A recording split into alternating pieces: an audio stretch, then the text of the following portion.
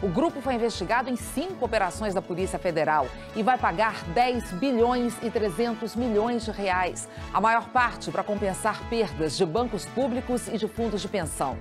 O depoimento do presidente Michel Temer ao relator da Lava Jato no Supremo vai ser por escrito. Mas a defesa do presidente não quer dar explicações sobre a conversa gravada por Joesley Batista nos porões do Palácio do Jaburu. Os bastidores da decisão do ex-ministro Osmar Serralho, que não topou mudar de ministério, vai voltar para a Câmara e deixar sem foro privilegiado o ex-assessor de Temer filmado com uma mala de dinheiro. A maior preocupação dos alunos do ensino médio em todas as regiões do Brasil não tem nada a ver com notas nem com o abandono da escola. É a violência no caminho e até dentro do colégio. A Organização Mundial de Saúde calcula em 7 milhões o número de mortos por causa do cigarro por ano no mundo e cita o Brasil por causa da destruição do meio ambiente provocada pelas plantações de tabaco. A explosão de um caminhão-bomba mata mais de 80 pessoas e deixa mais de 300 feridos na capital do Afeganistão. O atentado foi no bairro Diplomático e atingiu a embaixada alemã. Subiu para 70 mil o número de desabrigados por causa da enchente em 2 estados do Nordeste. E ainda há desaparecidos em Alagoas e Pernambuco. São esses os nossos destaques. Hoje é quarta-feira, dia 31 de maio. Bom Dia Brasil está começando agora.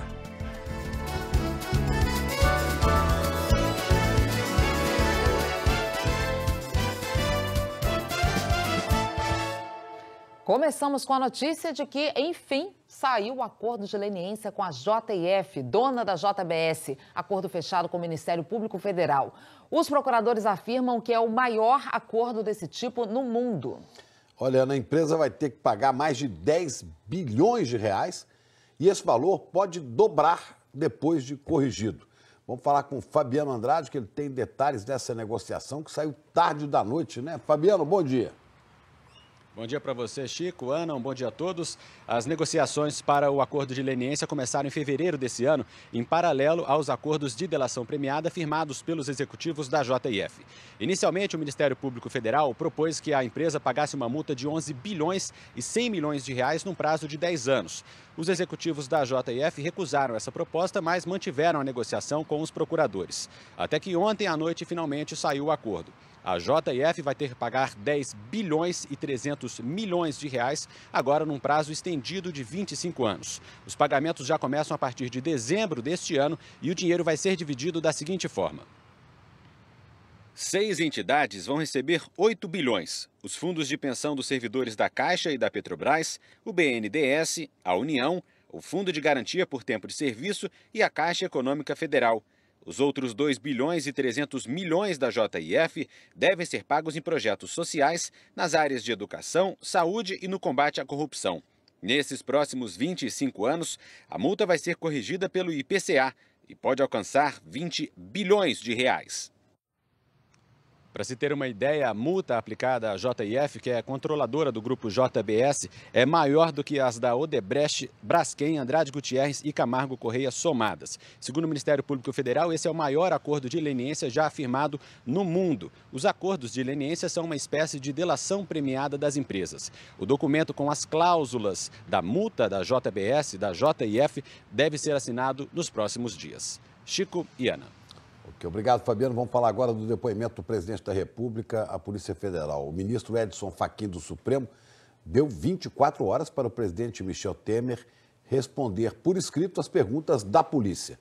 A defesa de Temer disse que ele não quer responder sobre as gravações, aquelas conversas gravadas com o dono da JBS nos porões do Palácio do Jaburu. Fábio William, bom dia para você. O presidente quer falar só depois do resultado da perícia daquela gravação, né? Oi, Chico, Ana, muito bom dia para todo mundo. A defesa do presidente questiona essa gravação e quer saber se houve ou não edição. Só que a Polícia Federal não diz quando o resultado dessa perícia vai sair. Também não há uma data, ou pelo menos a polícia não diz, quando vai enviar as perguntas para Michel Temer. O presidente Michel Temer passou boa parte da noite reunido com advogados no Palácio do Planalto. O assunto, a nova estratégia do governo para a defesa no Supremo Tribunal Federal, diante da decisão do ministro Luiz Edson Fachin, que atendeu a um pedido da Procuradoria-Geral da República e autorizou que o presidente seja ouvido no inquérito em que ele é investigado por suspeita de corrupção passiva, obstrução de justiça e organização criminosa. Temer vai responder a perguntas por escrito. Assim que receber os questionamentos, o presidente terá 24 horas para responder. A defesa do presidente vai pedir nesta quarta-feira ao ministro Fachin para que Michel Temer não seja obrigado a responder perguntas específicas sobre o conteúdo da gravação feita pelo empresário Joesley Batista até que a Polícia Federal conclua a perícia nos áudios e divulgue um laudo oficial. Joesley Batista gravou uma conversa que teve com o presidente Michel Temer em março, no Palácio do Jaburu, e entregou os áudios ao Ministério Público. A defesa do presidente questiona a autenticidade dessa gravação. A Polícia Federal não informou quando vai enviar as perguntas ao presidente e nem quanto tempo ainda vai levar para terminar a perícia nos gravadores e nos áudios. Mas já tinha adiantado na semana passada que esse processo podia levar até 30 dias. De qualquer forma, Fachin definiu um prazo para que a polícia conclua o inquérito envolvendo o presidente: 10 dias. Segundo o ministro, isso é porque uma pessoa relacionada à investigação está presa. Roberta Funaro, que é irmã do doleiro Lúcio Funaro, apontado como o operador do ex-presidente da Câmara, Eduardo Cunha. Os dois também estão presos. Quando o inquérito for concluído, a prisão de Roberta pode ser reavaliada. Enquanto recalculava os passos que dará na esfera jurídica, o presidente Temer tentou mais uma vez sinalizar que tem força política para levar adiante as votações no Congresso. Mas não deu muito certo. Sem acordo com a oposição, o principal tema de interesse do governo no Senado, a reforma trabalhista, ficou para a semana que vem. A nova data para tentar votar na Comissão de Assuntos Econômicos? Terça-feira, 6 de junho. Justamente o dia em que está previsto o início do julgamento da ação contra a chapa Dilma Temer no Tribunal Superior Eleitoral. Para a oposição, vai ser difícil votar qualquer assunto importante nessa data. Outro motivo de apreensão é a posse do novo ministro da Justiça, Torquato Jardim, que está marcada para hoje à tarde. Um grupo de deputados e senadores teme que o ministro atenda à pressão de investigados na Lava Jato para mudar o diretor da Polícia Federal, Leandro Daiello, e controlar as investigações. Daiello é diretor da Polícia Federal desde 2011. O ministro vai dar uma entrevista coletiva logo depois da posse. O deputado Júlio Delgado diz que se Torquato não pretende agir para frear a Lava Jato, já deveria deixar isso bem claro hoje. Era importante que ele viesse afirmar a continuidade das investigações e a manutenção do diretor da PF. Se ele fizer alguma modificação, fica explícita a sua indicação para o Ministério. E se isso acontecer, certamente, no mínimo, retarda um pouco a Lava Jato. E nesse momento o que todos nós queremos é a continuidade das investigações. O deputado Carlos Marum, vice-líder do PMDB, defendeu a escolha do novo ministro. O presidente não quer travar a Lava Jato, senão ninguém quer travar a Lava Jato. Obviamente que se busca a legalidade. E o ministro Torquato tem as condições, ele de prestigiar a Lava Jato, sem que a legalidade seja ofendida. Outra decisão que o ministro Edson Fachin tomou foi a de separar os inquéritos de Michel Temer e do deputado Rocha Loures do caso do senador afastado do PSDB, Aécio Neves. Aécio também foi citado por Joesley Batista. Segundo a delação do empresário, Aécio disse que deveriam ser aprovadas as leis de anistia ao Caixa 2 e a de abuso de autoridade. Ana Checo. Falando de outro lado dessa história, Fábio, o governo está estudando uma forma de blindar o aliado e ex-assessor de Michel Temer, o deputado afastado Rodrigo Rocha Loures. É que depois que Osmar Serralho recusou o Ministério da Transparência e voltou para a Câmara, aí Loures, que era o suplente dele, fica então sem o foro privilegiado, né, Fábio? Ô, Ana, se a situação dele assim já não era das mais confortáveis, né, fica ainda um pouco mais difícil. A exoneração de Osmar Serralho, do Ministério da Justiça, foi publicada no Diário Oficial de hoje. Com isso, ele já pode oficialmente reassumir a cadeira de deputado. Teve sessão até tarde da noite no Congresso. Osmar Serralho, do PMDB, não apareceu, mas está reassumindo a cadeira de deputado. Precisa só formalizar. A pendência agora, para ele, é burocrática. Para o governo, ficou a pendência política. Demitido do Ministério da Justiça, Serralho recusou o Ministério da Transparência. Nem conversou com o presidente Temer como tinha planejado. Volta o magoado e sai o investigado aliado de Temer. É que, ao reassumir o mandato, Serralho tira da cadeira o suplente Rocha Loures, que estava como substituto dele. Por consequência, Loures perde o chamado foro privilegiado. Foi o que segurou, por exemplo, a prisão dele, mesmo com pedido do Procurador-Geral da República. E o receio agora de políticos é que ele faça uma delação premiada. Ao longo do dia, governistas deram sinais de que uma solução estava à vista: a nomeação de outro deputado para dar de novo espaço a Loures. A vaga do Serralho, logicamente, ela pertence ao PMDB do Estado do Paraná. Então é possível, logicamente, cabe ao presidente essa escolha, mas é possível que ele escolha alguém do Estado do Paraná, pertencente, lógico, à agremiação PMDB. Isso porque a regra diz que um deputado do Paraná sai, quem assume é Loures, o primeiro suplente. Mas o PMDB negou toda essa movimentação. Não houve nenhuma outra conversa para que a bancada do PMDB pudesse indicar um outro deputado para este ministério. Portanto, não saberia dizer o porquê que se especulou, mas com absoluta certeza isso não ocorreu. O dia terminou sem solução anunciada. Rocha Loures, antes da Câmara, foi assessor do presidente Temer. Ele é o que aparece recebendo R$500 mil da JBS em uma mala. O presidente Temer até pediu para o inquérito dele ficar separado do caso de Rocha Loures. Mas o ministro Edson Fachin, do Supremo Tribunal Federal, negou. E os dois continuam sendo investigados juntos.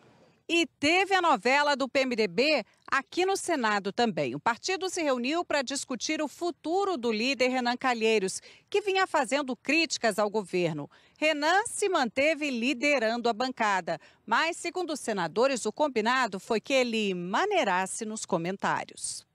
Mas nessa entrevista, no fim da noite, disse que ter divergências é natural. Ajuda mais quem critica, quem sugere, quem faz isso com sinceridade. Eu, se fosse presidente da República, eu preferia um aliado que sugerisse, criticasse, fizesse o que algumas pessoas fazem. E terminou assim. Você acha que ele está firme? Um abraço. Ontem também tiveram indicações de partidos para o Conselho de Ética do Senado, responsável pelos processos de perda de mandato. E justamente 2 investigados do PMDB foram escolhidos como integrantes, Romero Jucá e Eduardo Braga. Faltam indicações de alguns partidos, que agora vão ter que escolher também os integrantes de uma nova CPI, a da JBS e JF. O pedido de criação foi lido ontem no plenário pelo presidente do Senado.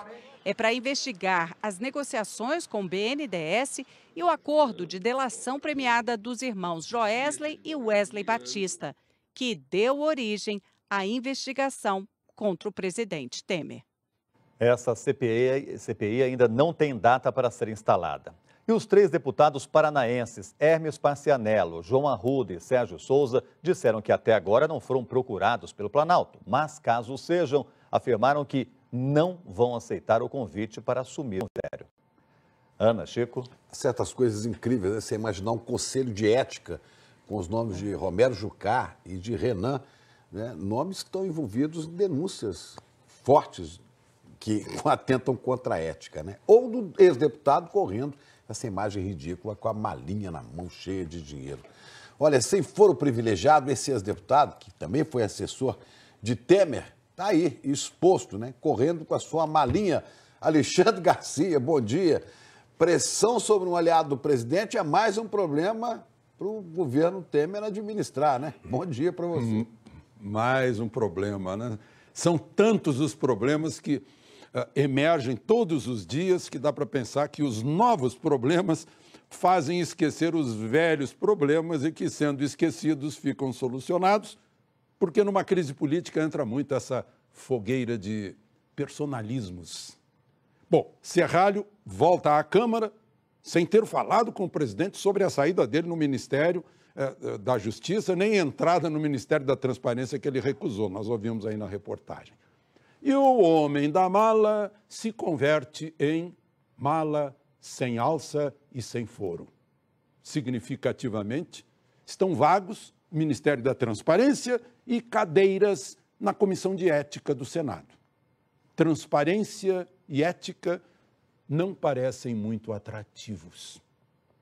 Temer, no inquérito da delação do Joesley, em que vai ser interrogado por escrito, não conseguiu se separar de Rocha Loures, mas se separou de Aécio, que já responde por 6 investigações e agora aparece num telefonema de abril com o diretor da Polícia Federal, insistindo num encontro pessoal sobre previdência. Como se sabe, a Polícia Federal tem muitos interesses na reforma da Previdência. E Renan resistiu ao desejo de tirá-lo da liderança do PMDB depois de recuar em relação ao governo e às reformas. E tem razão ao dizer que ajuda mais quem critica. E criaram no Senado uma CPI para investigar JBS e JIF, como se a Polícia Federal e o Ministério Público já não estivessem fazendo isso, certamente com mais eficácia e menos refletores.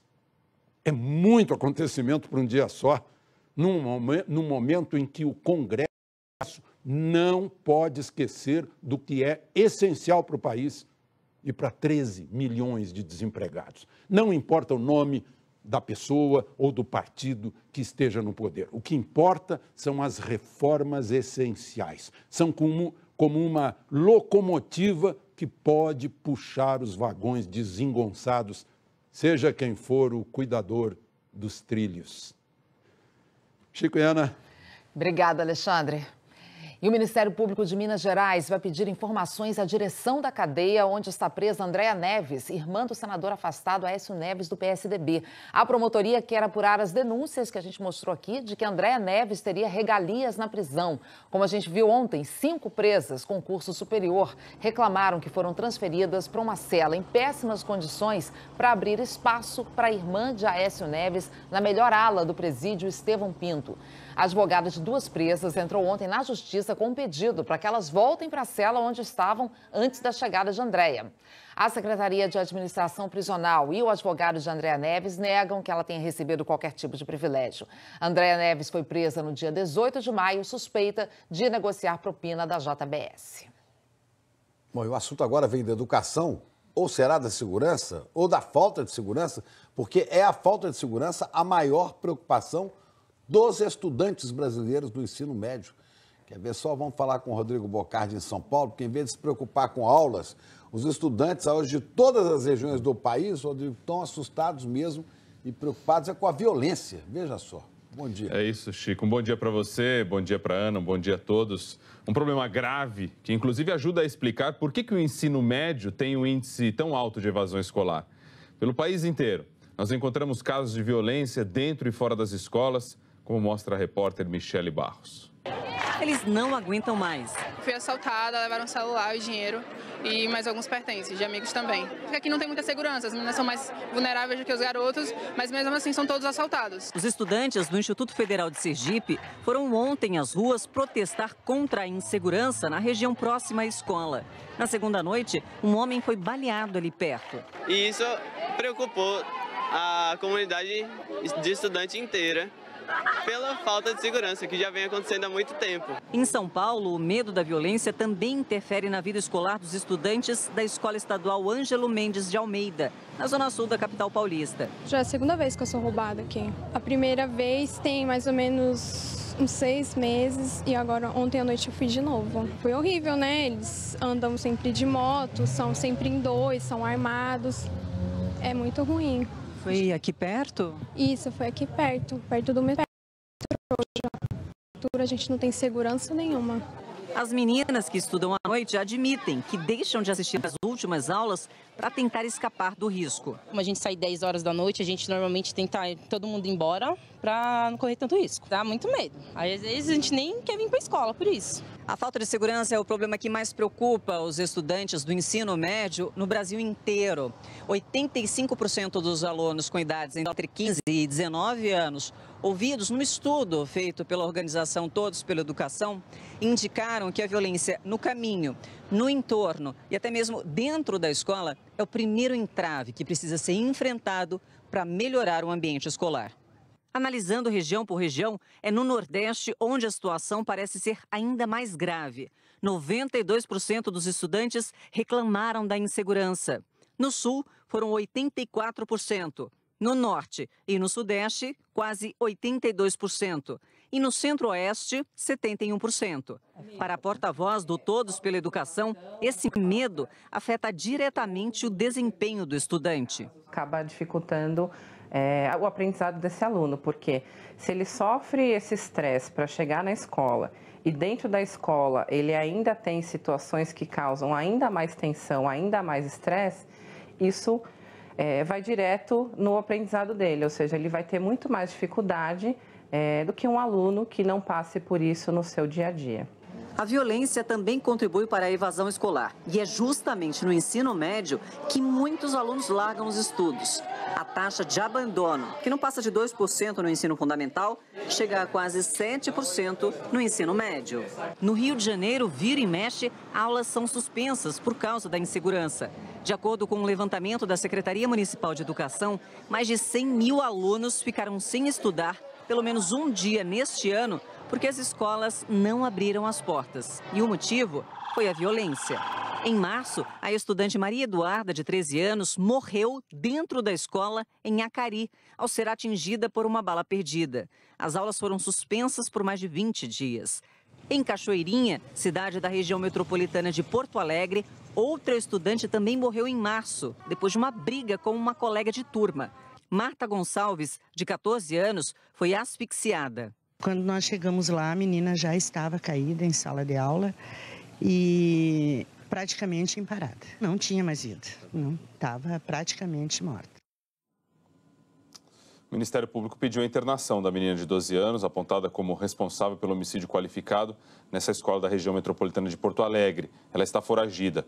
A PM diz que vai reforçar o policiamento na área do Instituto Federal de Sergipe, que mostramos no início da reportagem. E aqui em São Paulo, a Secretaria de Segurança Pública diz que a Polícia Militar faz ronda em todas as regiões onde há escolas estaduais. Ana. Ainda quero lembrar aqui, Rodrigo, os inúmeros casos que a gente mostra de estudantes que vão, às vezes, armados para a escola, que ameaçam, que agridem professores também. Enfim, é toda uma violência contaminando o ambiente escolar por tudo que é lado, né? Complicado. Até já. Até já. E olha, a gente atualizou agora há pouco o número de pessoas desabrigadas pela chuva no Nordeste, somando Pernambuco e Alagoas. Agora são quase 80 mil pessoas fora de casa. E os bombeiros ainda tentam encontrar desaparecidos. Aqui no nosso salão, vamos ter os números dessa tragédia. Das quase 80 mil pessoas que eu falei que estão fora de casa, são mais de 55 mil em Pernambuco e mais de 24 mil em Alagoas. O número de mortos nos dois estados, infelizmente, subiu para 11 e ainda há 2 pessoas desaparecidas. Olha, em Pernambuco subiu para 24 o número de municípios que decretaram estado de emergência. Gameleira, que fica na Mata Sul do estado, é uma dessas cidades e é para lá que nós vamos agora falar com a Camila Torres. Algumas famílias já conseguiram voltar para casa aí em Gameleira. Camila, bom dia.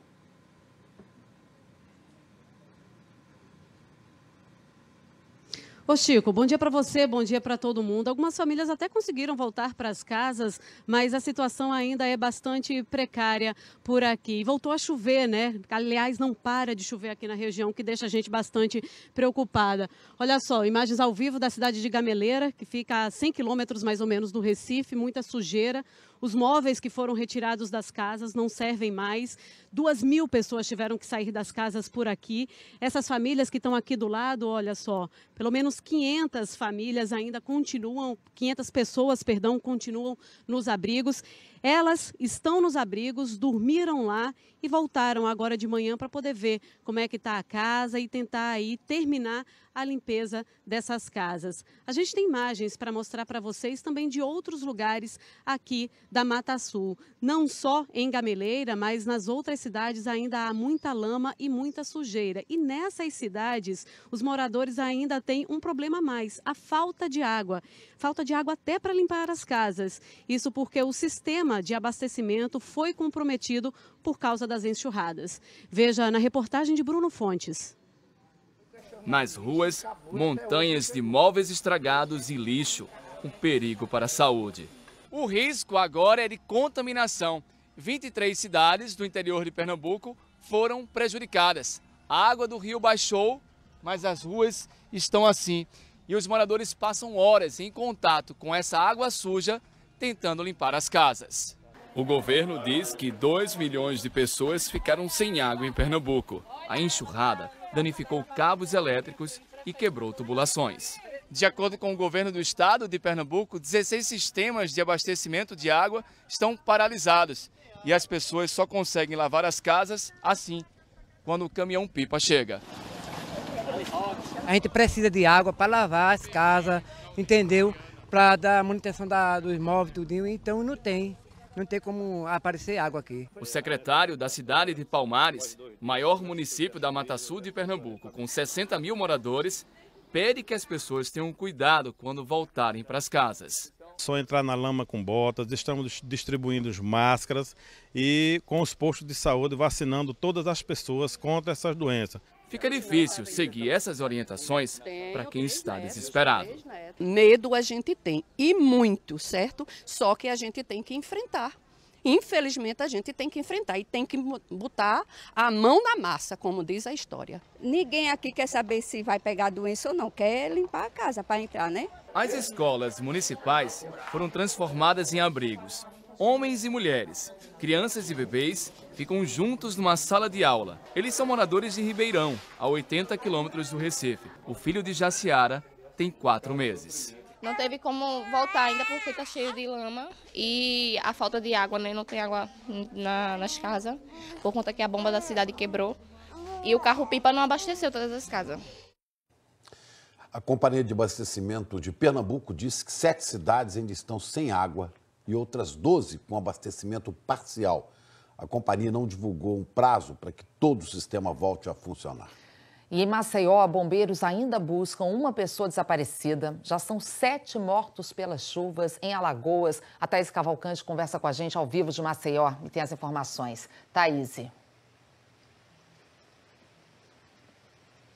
Bom dia, Ana. Bom dia, Chico. Bom dia a todos. Olha, depois de vários dias, as equipes encontraram mais 2 vítimas dos deslizamentos nessa área aqui onde eu estou. Chove bastante em Maceió desde a madrugada. Como vocês podem ver aqui, a área de busca que está muito alagada. Os bombeiros ainda não chegaram, mas vão avaliar ainda se há condições de segurança para retomar as buscas agora pela manhã, pela última vítima do desabamento, do deslizamento, um homem de 54 anos. Essa é uma área de difícil acesso. Os bombeiros tiveram muita dificuldade para retirar os corpos. E a Secretaria de Assistência Social do município informou que mais de 300 famílias estão recebendo o auxílio moradia. A Defesa Civil também orientou e alerta que a população não volte a ocupar, na verdade, áreas como essa, porque ainda há muito risco. Em Alagoas, 27 municípios estão em situação de emergência. Ana e Chico. Obrigado, Thaís. Vamos saber agora, então, como é que fica a previsão do tempo, né? Isabela Camargo está aqui para falar disso. Isabela, bom dia. Vai ter mais chuva no Nordeste, é? Vai sim, Chico. Bom dia para você, para a Ana, bom dia a todos. A gente tem mais chuva para o Nordeste e hoje também tem uma grande mudança no centro-oeste do país. Maio, então, está no fim com todas essas mudanças. Tem uma frente fria continental que está se deslocando do oeste para o leste do país. Ela vai espalhar chuva também por Goiás e junto da frente tem essa área de baixa pressão que também provoca chuvarada na região sul. Essa frente, então, como eu comentei, ela vai mudar um pouco a cara aqui do centro-oeste. Neste azul, que começa no sudoeste de Mato Grosso, passa pelo Mato Grosso do Sul, Paraná, Santa Catarina e Rio Grande do Sul, significa significa que o dia vai ficar bem encoberto, com chance de chuva o dia inteiro, e a chuva mais volumosa está sendo esperada justamente para o norte gaúcho, onde os moradores já estão enfrentando aí muitos problemas. E aí, por conta de toda essa nebulosidade aqui, a temperatura não vai subir tanto, já vou destacar para vocês, tá? Antes, vamos então falar aqui da chuva do Nordeste, aqui no leste da Bahia. A gente viu nossas repórteres, né, usando capa em Alagoas e Pernambuco. Tem previsão de pancadas de chuva ao longo de todo o dia também no estado de Sergipe, Paraíba, Rio Grande do Norte, todo o estado do Ceará, centro-norte do Piauí e Maranhão. Na região norte também a gente tem pancadas de chuva, com a exceção aqui do sudeste do Pará, e tempo firme mais uma vez no Tocantins, grande parte da Bahia, Espírito Santo, Rio de Janeiro, Minas e São Paulo fica parcialmente, né, com tempo firme, e o centro-oeste com bastante pancadas de chuva também por influência dessa frente fria continental. Agora sim, vou te mostrar as temperaturas e se prepare então, pessoal de Cuiabá, só 26 graus, 10 a mais para Palmas, 23 Campo Grande, então aqui essas temperaturas mais baixas, reflexo da frente fria, 21 para Curitiba, 19 Porto Alegre, 28 Salvador, a mesma temperatura do Rio de Janeiro. Chico e Ana. Ok, agora, Isabela, como você lembrou aí, né? Estamos chegando ao fim do mês de maio. Qual o destaque para junho? Junho, Ana, é o seguinte, é o início da fase mais seca no sudeste e centro-oeste e do período chuvoso no leste do nordeste, como a gente já está vendo nesses dias. E aí, como a gente está sem nenhum fenômeno de grande escala, como é o Ninho, por exemplo, a tendência é que isso aconteça mesmo. Esse é o mapa de climatologia para junho, que é o que costuma acontecer normalmente no mês. Então, pode chover até 400 milímetros aqui do Recôncavo Baiano até o Rio Grande do Norte, pegando justamente as cidades da faixa leste que já estão sofrendo bastante por conta do excesso de chuva. Norte da região norte também com chuva bem volumosa, aí chegando a 400 milímetros, e essa área central pegando o sudeste também com o tempo mais seco. E aí os primeiros dias de junho prometem bastante frio, a massa de ar polar já derruba as temperaturas amanhã no sul, sudeste, e tem previsão de geada, Ana e Chico, na Serra Gaúcha e Mantiqueira, de sexta para sábado. Está confirmado. Tá dado o aviso, então. Obrigada, Isabela. Até mais. Um atentado suicida fez centenas de vítimas hoje de manhã, entre mortos e feridos, em Cabul, a capital do Afeganistão. Vamos então conversar com o nosso correspondente na Ásia, o Márcio Gomes. Oi, Márcio. Um ataque... Exatamente, Ana Paula. Esse ataque foi na hora do rush da manhã, hora local, no meio de um engarrafamento. Até agora as autoridades confirmaram 80 mortos, mas esse número pode subir porque 300 pessoas ficaram feridas e muitas estão em estado grave. A explosão foi na região de Cabul, que abriga várias embaixadas e prédios do governo afegão. E foi tão forte que prédios distantes balançaram. Os mais próximos foram duramente atingidos e vidraças se partiram a centenas de metros de distância. A embaixada da Alemanha foi bastante afetada. Era de manhã e havia muita gente na rua indo para o trabalho. 50 carros foram destruídos. A suspeita é de que os explosivos estavam num caminhão. Nenhum grupo assumiu até agora a responsabilidade por esse atentado. O Talibã, que havia prometido uma primavera de ataques, negou o envolvimento. No último domingo, 13 pessoas morreram num ataque suicida do Talibã. O grupo extremista Estado Islâmico também vem aterrorizando o Afeganistão. Os Estados Unidos possuem mais de 8 mil homens no país e da OTAN são outros 5 mil soldados, cuja principal missão é treinar o exército local. O Pentágono vem pedindo ao presidente americano Donald Trump para reforçar as tropas para tentar frear o avanço talibã. A guerra dos Estados Unidos no Afeganistão é a mais longa da história americana. Começou em 2001, logo depois dos ataques do 11 de setembro. O atentado de hoje ocorre no começo do Ramadã, o mês sagrado para os muçulmanos. Organismos internacionais tinham feito um apelo para que o Ramadã fosse respeitado. Mas, Chico, Ana Paula, ficou claro que os terroristas ignoraram esse pedido. Ok, obrigado, Márcio, pelas informações aí. E hoje, Dia Mundial contra o Tabaco, a Organização Mundial de Saúde faz um alerta assustador. O cigarro mata metade dos fumantes em todo ano. Vamos falar com Pedro Vedova. Na Europa, tá em Londres, a OMS calculou o impacto mundial do fumo na saúde, na economia e pela primeira vez também no meio ambiente, né, Pedro? Bom dia. Bom dia, é isso, Chico. Bom dia, Ana. Bom dia a todos. Por causa dessa novidade, o Brasil foi citado várias vezes no relatório, já que é o segundo maior produtor de tabaco do mundo. A OMS estima que 7 milhões de pessoas vão morrer todo ano por causa do fumo e diz que o tabaco é um fardo econômico, consumindo quase 5 trilhões de reais por ano em despesas médicas e perda de produtividade. As consequências são graves para a saúde, para a economia e para o meio ambiente. Mais de 6 milhões de mortes por ano são por consumo direto, mas outras 890 mil mortes são por fumo passivo. No primeiro relatório sobre o impacto ambiental do problema, a OMS revela que os resíduos de tabaco contêm mais de 7 mil substâncias químicas tóxicas, que são um veneno para o meio ambiente. Muitas delas cancerígenas. Para piorar, o desmatamento para o cultivo de tabaco ajuda a agravar o efeito estufa. O Brasil é o segundo maior produtor mundial, atrás apenas da China. Na região sul, de acordo com a OMS, a plantação do produto foi determinante para praticamente acabar com a floresta nativa, que hoje tem apenas 2% da extensão original. Nem quem produz lucra de verdade.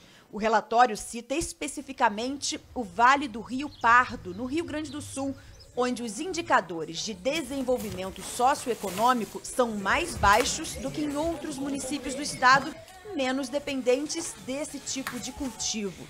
Esse especialista da OMS alerta: o tabaco destrói o solo, leva ao desmatamento e ainda tem um severo impacto econômico que ainda não foi adequadamente documentado por falta de dados. Quem mais sofre? Exatamente quem mais precisa. A Organização Mundial da Saúde afirma que nas famílias mais pobres, os gastos com cigarro representam mais de 10% das despesas. Com isso, sobra menos dinheiro para uma alimentação saudável e para uma educação de qualidade. Ou seja, mais problemas e menos oportunidades. A gente vai para o intervalo, pessoal. Navios russos atingiram posições do Estado Islâmico na Síria. Vamos falar disso já já. A NASA anuncia também já já como vai ser a primeira viagem ao Sol. Auditores da Receita Federal fazem operação padrão e tem caminhoneiro esperando há 11 dias na fronteira com o Paraguai. A gente vai trazer também outras notícias de São Paulo para você. Monitorando tudo agora de manhã de quarta-feira, 8 horas e 7 minutos, a gente volta já. A região leste de Minas Gerais enfrenta uma epidemia de chikungunya, enquanto no resto do país os casos estão em queda.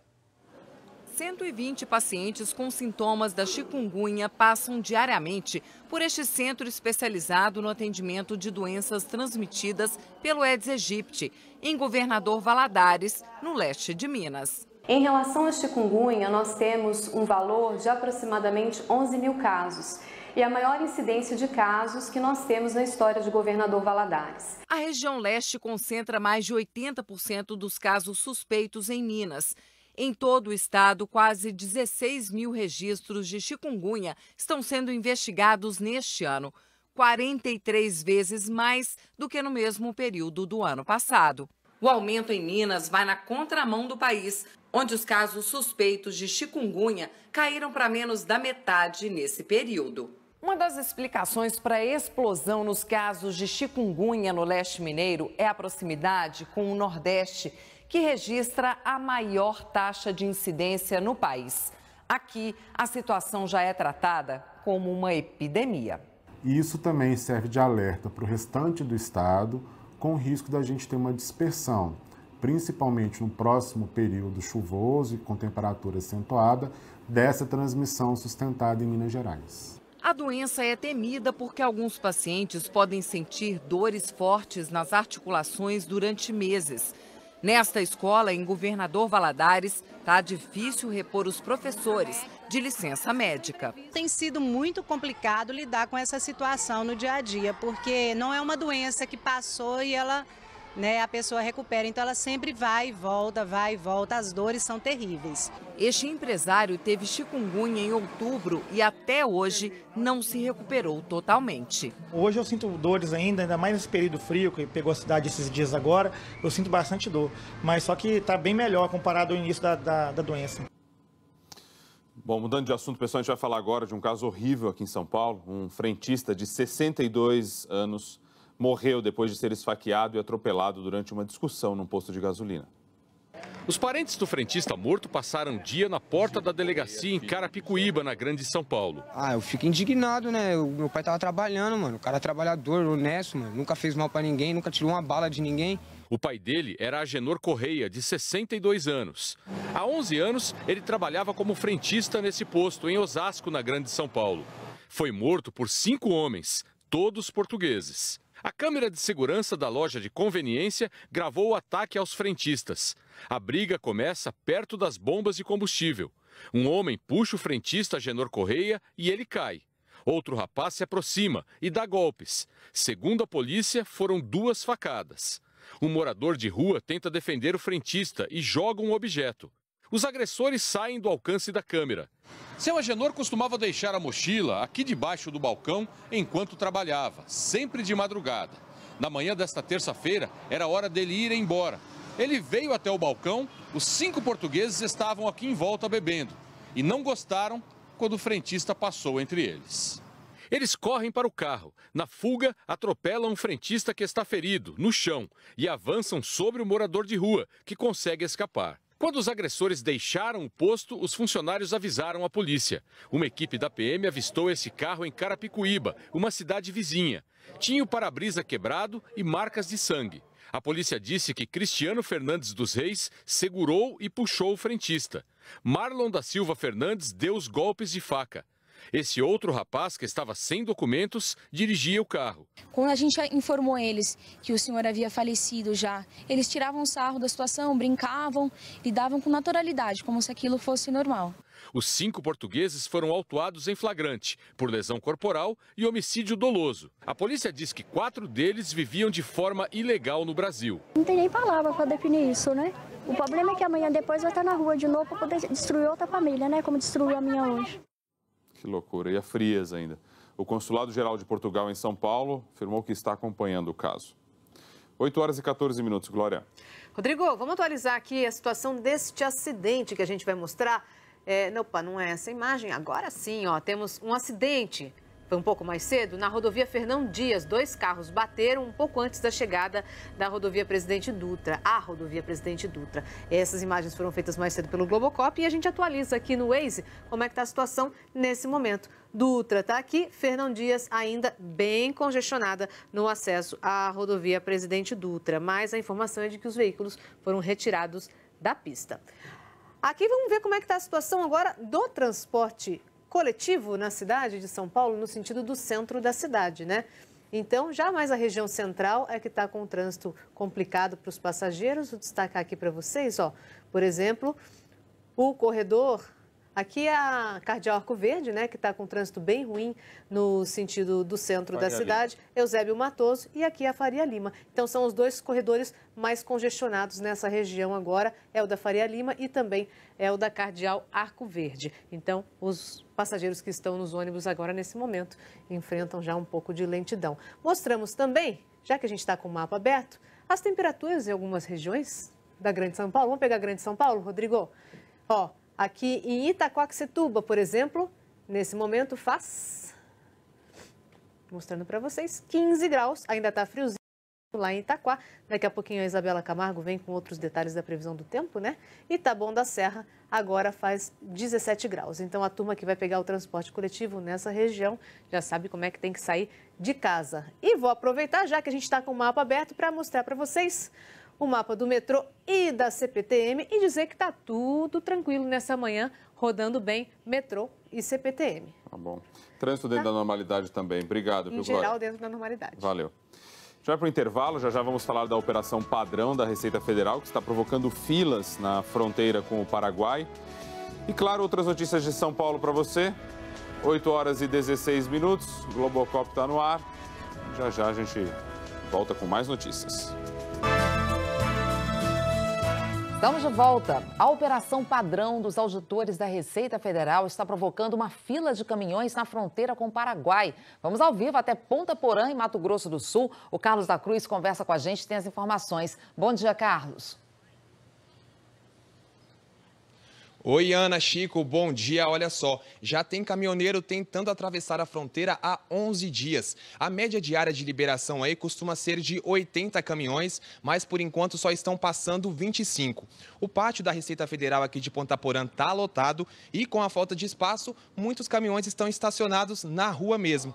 Desde a semana passada, os auditores fiscais estão com a operação padrão, quando apenas 30% do efetivo trabalha aí com a liberação das cargas. Os auditores fiscais protestam porque amanhã termina o prazo para que a medida provisória que regulamenta o trabalho e altera o salário deles e de outros sete categorias de servidores públicos seja votada. Caso essa votação não ocorra, a MP pode perder a validade. De Ponta Porã, Carlos da Cruz para o Bom Dia Brasil.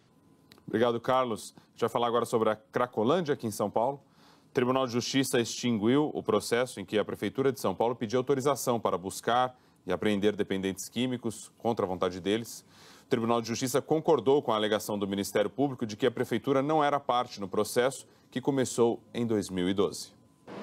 Para o Tribunal de Justiça, a Prefeitura deveria ter aberto um novo processo para tratar do assunto. A Prefeitura disse que vai estudar uma forma de recorrer. Nós ainda não tivemos acesso à última decisão e assim que tivermos e analisarmos, serão tomadas as medidas judiciais. Ou recurso ao presidente do Tribunal de Justiça, ou recurso ao STJ, ou até mesmo ao Supremo Tribunal Federal. Bom, a gente segue acompanhando essa história. E agora a gente muda de assunto mais uma vez, junto com a Glória, 8h21. A gente vai falar de Zona Azul. Vamos falar de Zona Azul, porque termina hoje o prazo para trocar ou ser reembolsado, por causa daquelas folhinhas de papel da Zona Azul antiga. Vamos com a Jaqueline Brasil pegar a informação? Jaqueline Brasil, ali na frente do estádio do Pacaembu. Bom dia. Bom dia, Rodrigo, Glória, bom dia a todos. Bom, para fazer isso, que hoje já é o último dia, tem que ir ou no posto central ali da CT, na Rua Barão de Tapetininga, na região central da cidade, ou então em qualquer prefeitura regional. E como é que esse valor de reembolso vai chegar para você? Ou na sua conta corrente, ou então transformar em créditos nos apps da Zona Azul Digital. Lembrando que se você tem ainda aquele talão marcando o valor de R$ 28,00, ou então a folhinha de R$ 3,00, esquece, não dá mais para você trocar, porque a validade já acabou. Vamos lembrar que um cartão digital vale R$ 5,00. Aqui na região do Pacaembu, por exemplo, na Praça Charles Miller, um cartão vale para 3 horas. Vamos fazer tudo certinho, Rodrigo e Glória? Aí, Jaque, obrigado aí pelo lembrete. Vamos ver algumas imagens de câmeras, Rodrigo? Estrada do Boimirim, lá na Zona Sul, ou aqui na Zona Sul, porque a gente também está na Zona Sul, mostrando para vocês imagens ao vivo na região do Terminal Guarapiranga, trânsito mais tranquilo por ali no sentido da Marginal do Rio Pinheiros. Mais uma câmera para a gente agora. Aqui o nosso cenário, Marginal Pinheiros, perto da Ponte Estaiada. Aí já bem carregado o trânsito, principalmente na pista expressa, no sentido da rodovia Castelo Branco. Trem passando por aí porque está tudo normal no metrô e na CPTM sem problemas. Quem pegar a pista local faz um caminho melhor agora. E dá tempo da gente piscar mais uma câmera aqui, também na Marginal do Rio Pinheiros, perto da cidade universitária e também ali perto da Raia Olímpica, trânsito intenso, mas fluindo. Obrigado, Glória. No intervalinho, pessoal, já vamos mostrar como foi o bombardeio russo a posições do grupo Estado Islâmico na Síria. E sempre outras notícias de São Paulo, agora 8h23.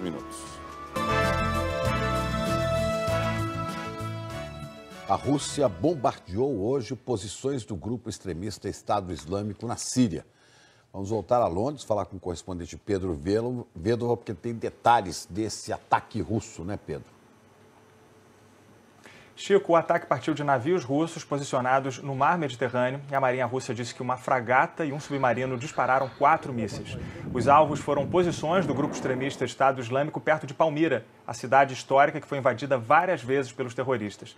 Na outra frente de batalha dessa guerra, os Estados Unidos começaram a armar milícias curdas que lutam contra o Estado Islâmico no norte do país.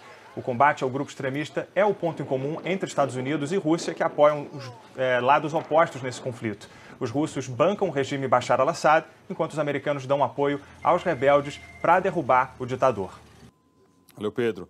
Um helicóptero da Polícia Militar fez um voo rasante e destelhou casas em Bauru, no interior de São Paulo. 2 crianças ficaram feridas. Imagens gravadas por um morador do bairro Jardim Vitória mostram o momento em que o helicóptero Águia da Polícia Militar sobrevoa o local. Olha aqui, ó. O perigo que bateu nessa árvore, minha Nossa Senhora da Polícia. 3 casas foram destelhadas. Numa delas estava Miguel, de 8 anos, com a avó. A minha neta estava gritando de dor com a mão no olho.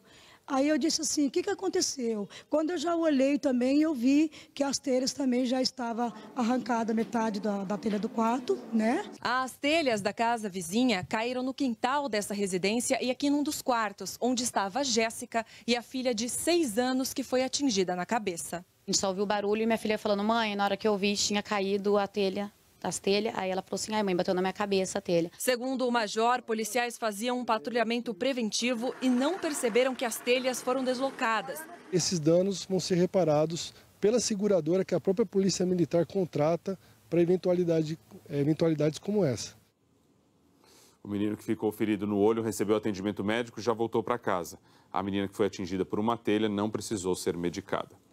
8 horas e 28 minutos. Isabela Camargo vai atualizar aí a previsão do tempo para a gente. Isso, tudo bem, Rodrigo? Bom dia. Mudança aí, bom dia. Sim, hoje nós teremos o famoso sol entre nuvens. Em alguns momentos mais sol, em outros mais nuvens, tá certo? A gente agora está com um sol bonito. Da sombra. Mas veja só, o nosso mapa hoje tem 3 cores, né? As coisas mudaram um pouquinho, a gente tem condições para pancadas de chuva, principalmente no centro-oeste. Presidente Prudente, inclusive, já pode ter chuva agora na parte da manhã, mas a capital paulista está bem na área entre o tempo firme e as pancadas de chuva. Portanto, se eu fosse você, eu já levaria um guarda-chuva por garantia, não custa nada, tá certo? Para depois não passar nenhum perrengue. Mas a gente está bem aqui nessa divisão e como a temperatura pode subir hoje um pouquinho mais, a gente vai chegar até uns 25 graus. Se esquentar demais e tiver uma nuvem aí desgarrada, pode ter uma pancadinha de chuva, tá? Se você ficaria na Zona Leste, que pelo mapa ali a Zona Leste tem sol e a Zona Sul tem chuva. Bom, então, vamos ver. Vamos lá. O que está acontecendo é que a gente está na frente de uma frente fria. Quando acontece isso, a gente tem a entrada de um ar quente do interior do país, ou seja, um ar mais quente que deixa as temperaturas mais instáveis. Tá bom, Isa, obrigado, tá viu? Certo? Valeu. Até amanhã. Até amanhã. A gente vai para o intervalo agora. Já já vamos falar do Enem, que teve o menor número de inscrições em 4 anos. E muito mais. 8h29 agora. A OBMEP, Olimpíada Brasileira de Matemática das Escolas Públicas, é a maior competição de estudantes no Brasil. E este ano está ainda maior. Agora, os alunos das escolas particulares também participam da OBMEP, que está unindo todas as escolas do país para descobrir novos talentos e melhorar o ensino da matemática. A prova da primeira fase chegando, dia 6 de junho, terça-feira, em todas as escolas inscritas. Alunos, participem! A matemática quer somar novos talentos para o Brasil. Davi tá todo trabalhado no sentimento de vingança e resolve mexer com a autoestima de Celeste. Seu cabelo é mó anos 90, é mais anos 90 que o He-Man. É mais anos 90 que a Angélica indo de táxi com os Mamonas. É mais anos 90 que a Pochete. O que a senhora acha do meu cabelo? Ó. Tá lindo assim. Tá bonito. Não mexe. Parece aquela cantora que eu gosto tanto. Quem? Seu pai gostava também? Desse pique. A Sandy Júnior. Quinta. Autoestima boa, sabe? Precisa de um cabelo que fale... Pá! Depois de os dias eram assim... Sobrou um tempinho pra eu poder me acostumar com ele, porque tá... Vá de retro.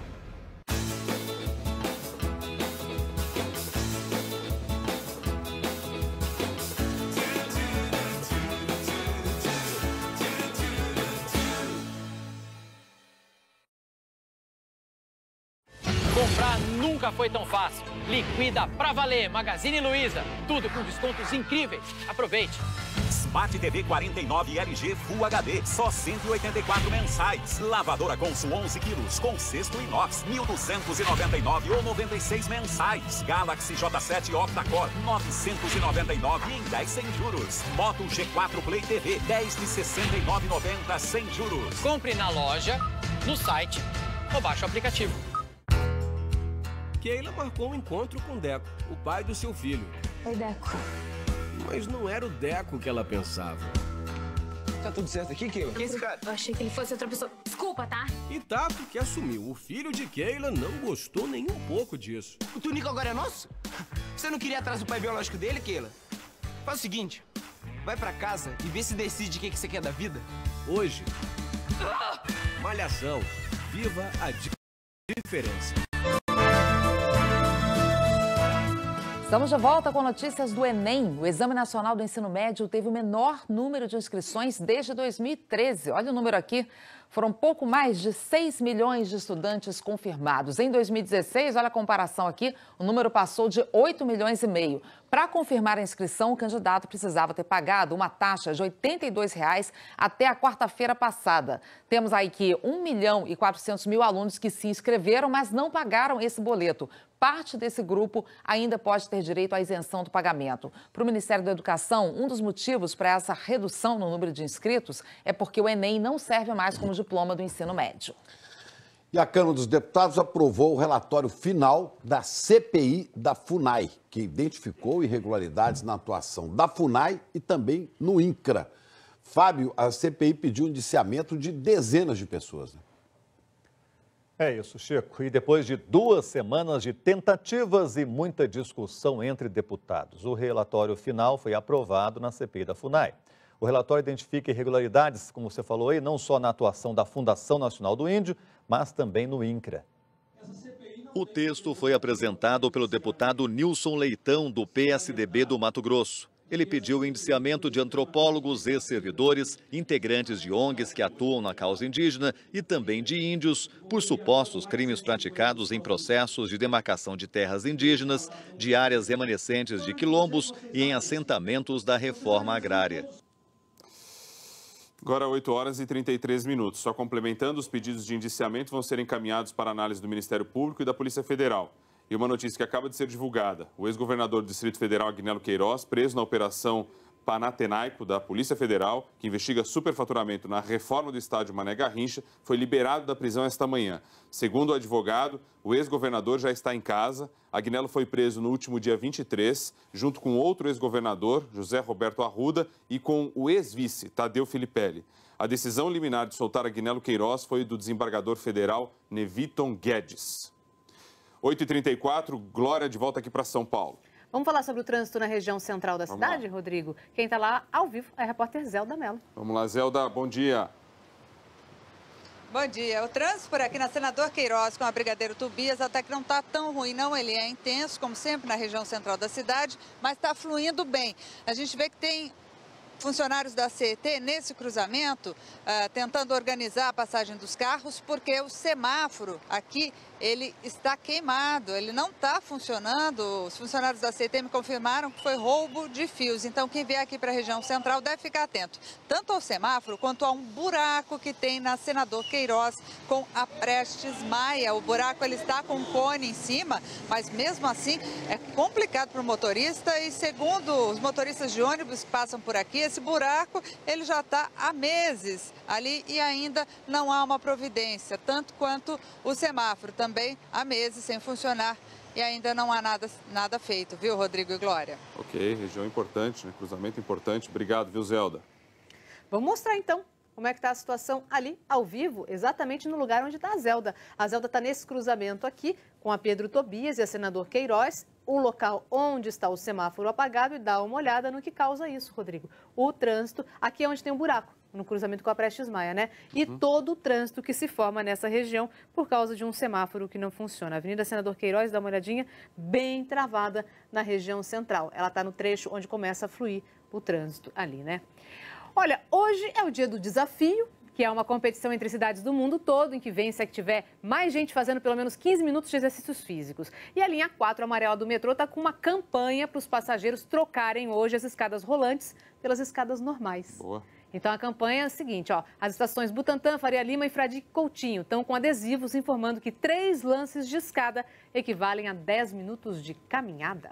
Será que o pessoal vai aderir? Tá bom, não. Lá tô lembrando que lá sempre tá funcionando a escada, né? Que ocorre em outros lugares. Aí o pessoal já tá no desafio todos os dias, né? Lá nos outros lugares o pessoal é obrigado mesmo, né? A seguir pela escada normal. Vamos lá. Ó, damos uma olhadinha agora na nossa câmera. Na câmera da concessionária que administra o sistema Anchieta Imigrantes, esse é o trechinho lá embaixo, já na chegada a Cubatão da rodovia dos Imigrantes. A Anchieta, nesse momento, aqui na chegada à capital, tem congestionamento do 21 ao 17 e do 13 ao 10, no sentido São Paulo.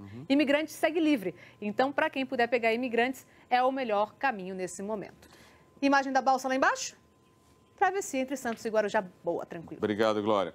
No intervalinho, já vamos falar de uma missão ousada da Agência Espacial Americana. Uma nave vai voar em direção ao Sol. Que calor, 8h37 agora. 13 suspeitos de integrar uma quadrilha que aplicava golpes na internet foram presos agora de manhã no interior de São Paulo. De Lençóis Paulista, fala a repórter Fernanda Albaide com as informações. Fernanda. Bom dia, Chico. Bom dia a todos. A operação começou por volta das 5 horas da manhã. 28 pessoas foram trazidas até a delegacia de Lençóis Paulista. Dessas, 13 estão presas temporariamente e outras 15 vieram coercitivamente para prestar depoimento. Segundo a polícia, eles são envolvidos de uma quadrilha de estelionatários. O esquema que eles faziam funcionava da seguinte maneira. Eles anunciavam alguns produtos eletrônicos nesses aplicativos de internet que funcionam como classificados. Eram principalmente telefones, videogames, notebooks e outros aparelhos eletrônicos. As vítimas compravam, depositavam esse dinheiro na conta de laranjas, pessoas que fazem parte da quadrilha, mas que não têm nenhum envolvimento com a justiça ou com a polícia, que apenas forneciam a conta bancária.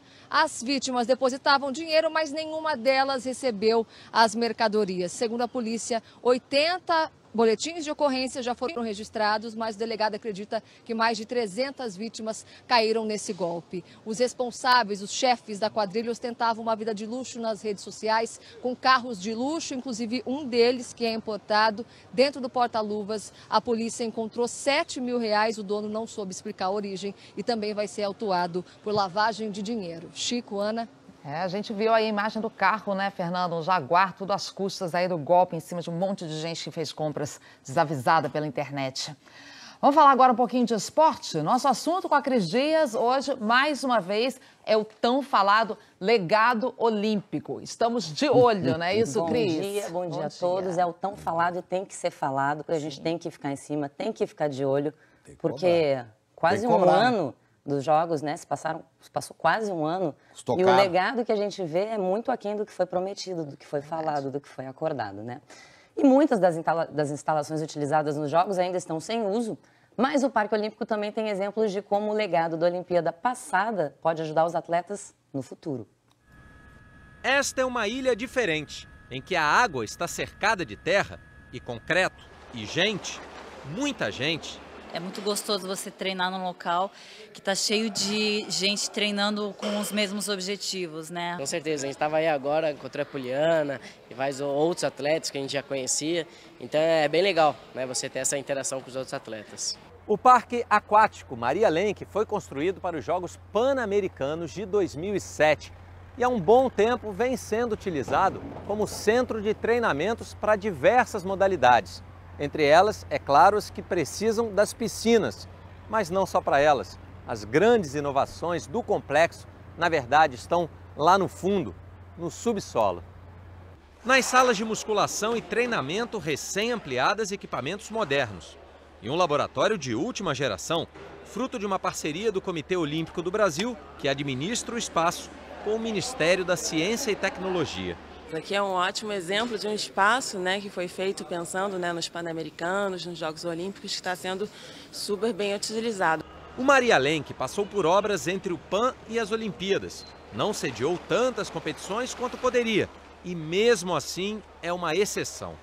Os Jogos Olímpicos e Paralímpicos já acabaram faz tempo e ainda não há uma solução definitiva para o futuro da maioria das instalações. Diferentes órgãos são responsáveis por áreas vizinhas e cada um tem procedimentos próprios. Aqui entendemos que é um modelo que pode ser replicado para outras instalações. É uma situação difícil, mas ela tem saída. É possível você fazer um bom uso de todas as instalações e acreditamos que isso seja possível. A Arena Carioca 3 tem recebido eventos da Prefeitura, mas o governo municipal ainda não sabe quando começará a desmontagem da Arena do Futuro, que seria transformada em escolas públicas, nem quando o Parque Radical em Deodoro será reaberto. Sob cuidados do Ministério do Esporte, o Centro de Tênis recebeu o Circuito Mundial de Vôlei de Praia e o Velódromo sediou competições locais de ciclismo. Enquanto isso, o Tribunal de Contas da União chegou a multar o governo federal pelo atraso no detalhamento do plano de legado. A previsão inicial incluía a construção de uma pista de atletismo no Parque Olímpico, e o uso do espaço indo além do Maria Lenk. O espaço existe, as intenções se mantêm, não estamos falando de investimentos altos, estamos falando de investimentos racionais. Então, eu entendo que é bastante possível o plano original ainda ser implementado aqui dentro. O Parque Aquático Maria Lenk, que a gente viu na reportagem, foi utilizado nas competições de polo aquático, saltos ornamentais e nado sincronizado dos Jogos do Rio. E olha, hoje tem rodada decisiva na Copa do Brasil, são os jogos de volta das oitavas de final, estão aqui os confrontos. A gente tem Atlético Paranaense, Santa Cruz em Curitiba, Fluminense, Grêmio, Sport Botafogo no Recife, Atlético Mineiro e Paraná em Belo Horizonte, Internacional e Palmeiras em Porto Alegre. O Inter confirmou o acerto com o Guto Ferreira, técnico que estava no Bahia. Mas nessa partida de hoje o time ainda deve ser comandado pelo auxiliar Odair Hellmann. Bom, 5 passam e 5 caem, né? Isso aí, hein, Chico? Prepara o coração que hoje tem. Vamos nessa. Também. Olha, daqui a pouco a NASA vai anunciar com detalhes a primeira missão para o Sol. A Solar Probe Plus vai ser lançada entre julho e agosto do ano que vem e é a nave mais rápida que já foi construída. Vai viajar 725 mil quilômetros por hora para chegar a 6 milhões de quilômetros da superfície do Sol. Parece muito, mas é o mais perto do Sol que já se chegou. A nave vai enfrentar um calor de 1.400 graus e uma radiação sem precedentes. Vai explorar a atmosfera exterior do Sol. Os cientistas acreditam que esses dados podem melhorar a previsão de grandes eventos climáticos e a comunicação por satélite, ajudando também a entender a radiação, como ela afeta todos os voos e a rede elétrica. Já pensou? 1.400 graus de temperatura, não dá nem para imaginar, né? Com esse clima quente, então, vamos encerrando o nosso Bom Dia Brasil de hoje. Até amanhã, pessoal. Um pouco de ânimo aí, pessoal. Hoje é o dia para participar das atividades físicas, o dia do desafio. Tem uma campanha de incentivo à prática regular de atividades físicas aqui em São Paulo. Tem atividade em vários pontos da cidade, como num terminal de ônibus, olha aí, ó. Lá em São Carlos, os bombeiros participaram também do desafio. Rio Preto Interior tem slackline. Olha lá, o pessoal correndo ali, alongamento. Força aí, vocês. Bom dia, boa quarta. Bom, vocês falaram aí em sol e tal. Aqui em Brasília o clima é bem quente, viu? E não esfria nunca, pelo jeito. E a gente acompanha a posse do novo ministro da Justiça, Torquato Jardim, marcada para hoje à tarde, e toda a expectativa em torno da posição dele quanto à permanência ou não da atual diretoria da Polícia Federal. E a gente também vai acompanhar a repercussão da soltura do ex-governador do Distrito Federal, Agnello Queiroz, que estava preso desde o último dia 23 por suspeita de superfaturamento na construção do novo estádio Mané Garrincha. Agnello já está em casa e foi solto por decisão do desembargador Neviton Guedes. Junto com Agnello também foram presos o ex-governador José Roberto Arruda e o ex-vice Tadeu Filipelli. Mais uma ótima quarta-feira para todo mundo. Só lembrando, né, nesse caso do ex-governador Agnello, superfaturamento é de quase R$1 bilhão, 900 milhões de reais. O estádio que custou a reforma 600 toda. milhões que era. Pois é. Virou 1,5. 600, quer dizer, virou. A previsão era que fosse custar 600 milhões, custou 1 bilhão e 300 milhões. Pois é, do nosso dinheiro. Pedro. Pois é, agora há pouco Donald Trump anunciou que vai retirar os Estados Unidos do Acordo Climático de Paris.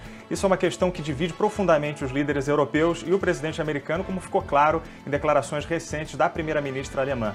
A Alemanha e a China tinham, inclusive, pedido para que Trump não abandonasse o tratado. Vamos, então, observar as consequências desse anúncio, que joga um banho de água fria no acordo para controlar as emissões de gases que aquecem o planeta. Bom dia a todos. E esperar a confirmação desse anúncio, né? Muito estava se especulando sobre isso, já havia uma tendência de que ele fosse realmente sair do acordo, mas vamos esperar, então. Outras notícias a qualquer momento, logo mais no Jornal Hoje, e amanhã tem mais Bom Dia Brasil. Até lá. Bom dia para você. Bom, e todo dia eu agradeço a audiência em algum lugar do país que está festejando aniversário. Hoje é para o Oceano, uma cidade que é um tanto sua. Juiz de Fora, 167 anos. O grupo foi investigado em 5 operações da Polícia Federal e vai pagar 10 bilhões e 300 milhões de reais. A maior parte para compensar perdas de bancos públicos e de fundos de pensão. O depoimento do presidente Michel Temer ao relator da Lava Jato no Supremo vai ser por escrito. Mas a defesa do presidente não quer dar explicações sobre a conversa gravada por Wesley Batista nos porões do Palácio do Jaburu. Os bastidores da decisão do ex-ministro Osmar Serralho, que não topou mudar de ministério, vai voltar para a Câmara e deixar sem foro privilegiado o ex-assessor de Temer filmado com uma mala de dinheiro. A maior preocupação dos alunos do ensino médio em todas as regiões do Brasil não tem nada a ver com notas nem com o abandono da escola. É a violência no caminho e até dentro do colégio. A Organização Mundial de Saúde calcula em 7 milhões o número de mortos por causa do cigarro por ano no mundo. E cita o Brasil por causa da destruição do meio ambiente provocada pelas plantações de tabaco. A explosão de um caminhão-bomba mata mais de 80 pessoas e deixa mais de 300 feridos na capital do Afeganistão. O atentado foi no bairro Diplomático e atingiu a embaixada alemã. Subiu para 70 mil o número de desabrigados por causa da enchente em 2 estados do Nordeste. E ainda há desaparecidos em Alagoas e Pernambuco. São esses os nossos destaques. Hoje é quarta-feira, dia 31 de maio. Bom Dia Brasil está começando agora.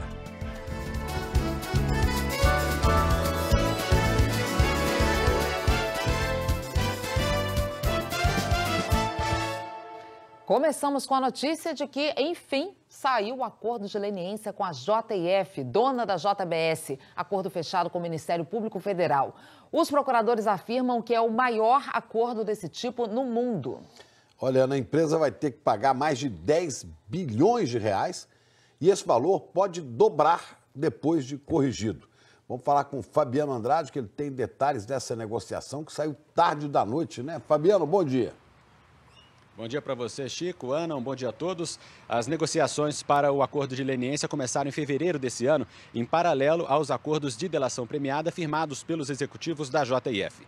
Inicialmente, o Ministério Público Federal propôs que a empresa pagasse uma multa de 11 bilhões e 100 milhões de reais num prazo de 10 anos. Os executivos da JF recusaram essa proposta, mas mantiveram a negociação com os procuradores. Até que ontem à noite, finalmente, saiu o acordo. A JF vai ter que pagar 10 bilhões e 300 milhões de reais, agora num prazo estendido de 25 anos. Os pagamentos já começam a partir de dezembro deste ano e o dinheiro vai ser dividido da seguinte forma. 6 entidades vão receber 8 bilhões. Os fundos de pensão dos servidores da Caixa e da Petrobras, o BNDES, a União, o Fundo de Garantia por Tempo de Serviço e a Caixa Econômica Federal. Os outros 2 bilhões e 300 milhões da JF devem ser pagos em projetos sociais, nas áreas de educação, saúde e no combate à corrupção.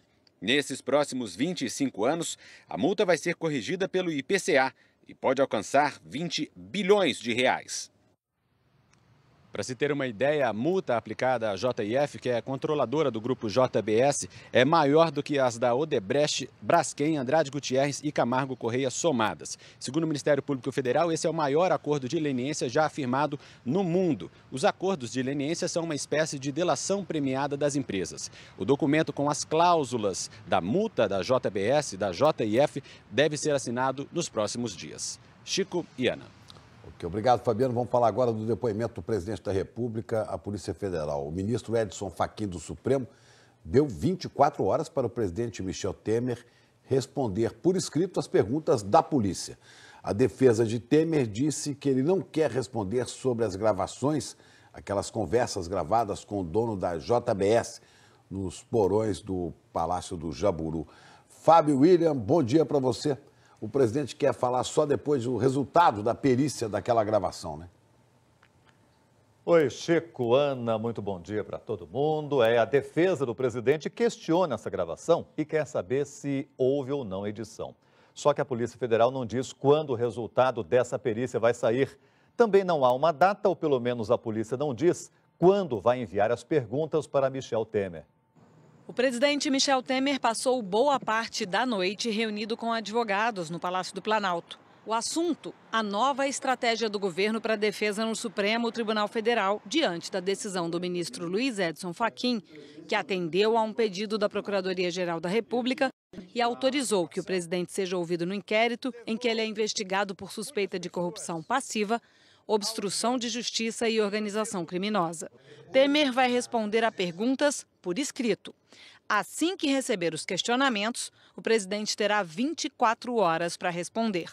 A defesa do presidente vai pedir nesta quarta-feira ao ministro Fachin para que Michel Temer não seja obrigado a responder perguntas específicas sobre o conteúdo da gravação feita pelo empresário Joesley Batista até que a Polícia Federal conclua a perícia nos áudios e divulgue um laudo oficial. Joesley Batista gravou uma conversa que teve com o presidente Michel Temer em março no Palácio do Jaburu e entregou os áudios ao Ministério Público.